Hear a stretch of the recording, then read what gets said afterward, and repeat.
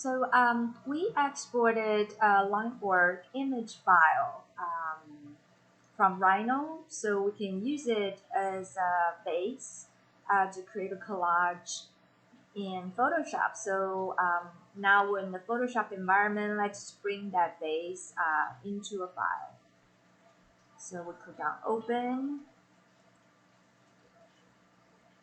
and let me just find that file. It's topic 6i level. So let's click Open.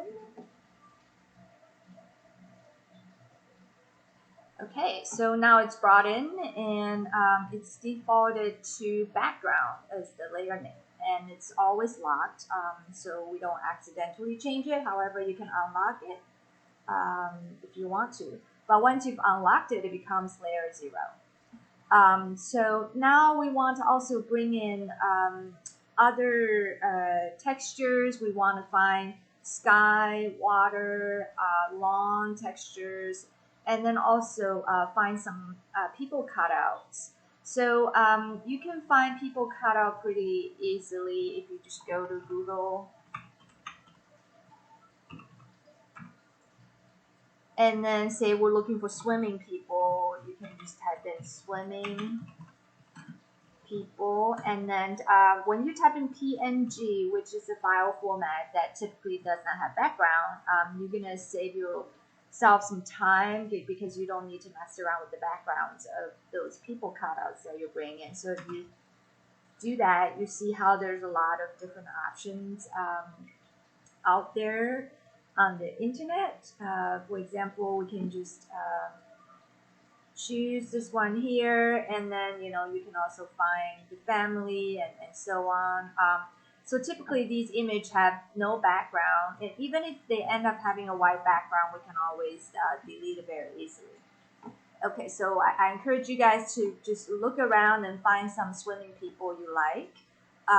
And we also need to find sky texture, so you can just type in sky image, and then just download one you like, and then same with water and lawn. So once you've done that, we want to bring those images in. So we will open them up. So let's just say I found my sky. I'm gonna open it, and then I'm just gonna hit Control A, and then Control C to copy it. Control A selects it all, and then Control C copies it. And then now we go back to the original file, and I'm going to do Control V. So this brought it into the base file as a separate layer, and then we can double click on the name to change the name to Sky.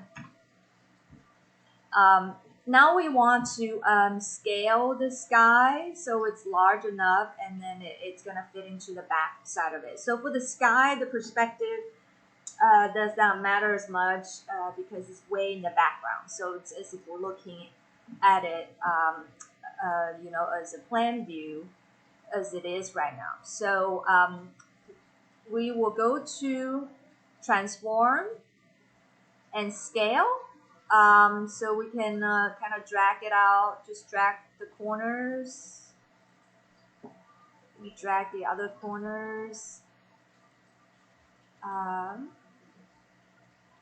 You can see how it's scaling proportionally. In this case, we kind of wanted to go further out to become more elongated. So we need a different kind of transform. So we can go to skew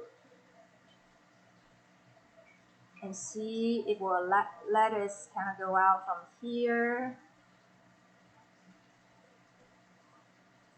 Okay. And then we also want it to be further up. So let's just try if we can move this corner up here and that corner up here.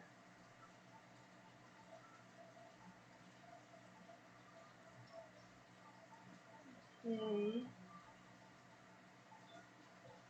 Okay, and then hit enter. And then now let's get the water to come in. So let's open water. So if you download the Geo Pool Water, you can just bring in, and then we're gonna do Control A to select it all, Control C to copy it, and then go back to the base file, do Control V to bring it into the base file as a layer. So let's double click here and make it into water as the layer name. So we're gonna go back to the transform tool and then to scale it up. Okay. In this case, we might want to zoom out a bit, so you click on the zoom tool, type in Z, and then hold the Alt key down to kind of zoom out. And then let's go back to transform scale again to make it bigger. Now, what we want to do is to make it into a perspective view. So here's an option here called transform perspective. And typically, if you have an orthogonal layout, you should be able to discern where the vanishing lines are. So we'll see if you guys can eyeball this one. If not, we'll have to go back to Rhino to create kind of a perspective grid line reference layer, and then import that into Photoshop so we can use those lines to set up our perspective view for these different textures. But for now, let's just eyeball and see if it looks good enough. So if you click on perspective, you see how it will allow you to kind of gradually make these parallel lines converging. However, we cannot pull it down, so it doesn't let you pull it down. So we need to go to skew in this case to be able, let's just see, to distort. Let's go to distort in this case to drag it down. Okay. And then distort is also going to let you sort of play around with these different corners, so we can zoom even further out to be able to kind of make the foreground look more in this perspective view. So we still want it to kind of converging towards here. So the vanishing lines are these two. So we can keep zooming out until we feel like it looks better. So in this case, let's use distort again. So we can keep dragging these corners out. Dragging this one out.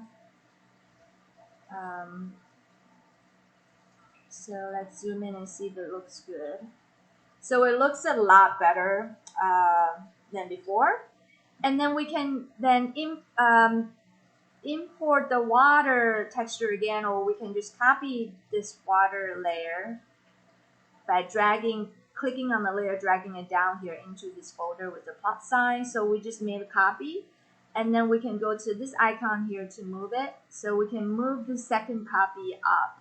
So what we want to do is to distort it again to fill. Let's just zoom out so we can grab the vanishing lines. Even further out.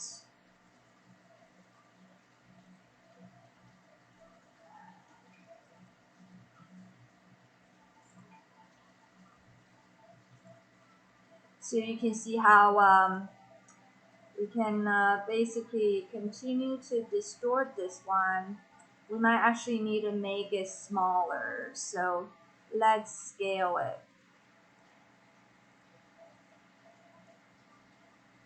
So yeah, so we're scaling it to be smaller so it fits into the background, and then we're gonna try to distort it too to bring it down a bit.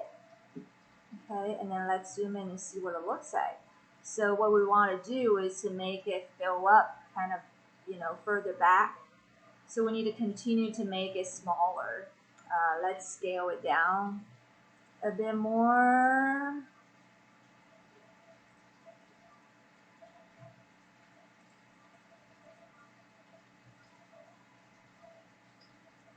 drag the corners in, move it towards the center. Okay. And then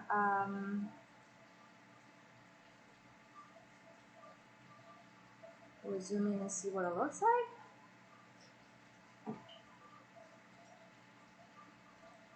So let's try this store to make it even more level. So this is kind of the process we'll have to go through, and then we'll do a little bit of stamping to kind of make the sin go away. So if you guys can play around with your water texture and then make another one, copy another one, make it even smaller to fit into the background and adjust the perspective of it, then we'll show you how to finish up this rendering in a different video.